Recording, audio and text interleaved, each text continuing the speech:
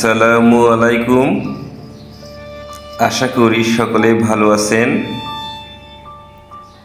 আপনারা স্ক্রিনে দেখেই বুঝতে পেরেছেন আমি কি নিয়ে কথা বলবো।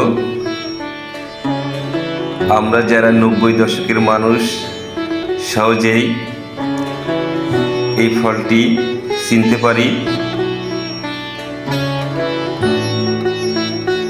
এই ফলটি মূলত আমাদের দেশীয় সুস্বাদু একটি পুষ্টিকর বুনো ফল। আমি বুনো ফল এই কারণে বলছি, এই গাছটি মূলত কেউ রোপণ করে না। এই গাছটি আমাদের বাড়ির আঙিনার বন বাদারে এমনিতেই জন্মে থাকে। এই গাছের ফল 90 দশকে আমি দেখেছি মানুষ খুবই কম খেত।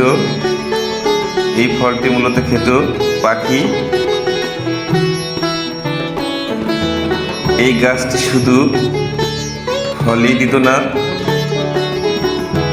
এই গাছের বাকল দিয়ে আমাদের দেশের মা বোনেরা খেজুর গাছের পাতা দিয়ে পাটি বুনত।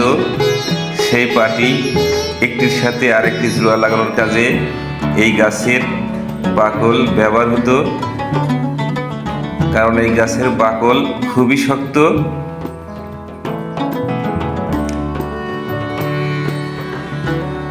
কিন্তু এই গাছটি আজ বিলুপ্তর পথে,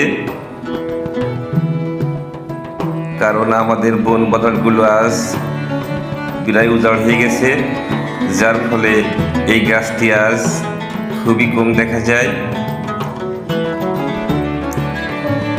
যার ফলে আমাদের নতুন প্রজন্মের মানুষগুলো অনেকেই এই গাছ এবং ফলটি চেনে না। তাই আমি চেষ্টা করেছি এই ভিডিও ধারণের মাধ্যমে নতুন প্রজন্মের কাছে এই গাছ এবং ফলটি পরিচিত করানোর জন্য। আশা করি এই ভিডিওটি আপনাদের ভালো লাগবে। সকলেই ভালো থাকবেন, সুস্থ থাকবেন। আল্লাহ হাফেজ।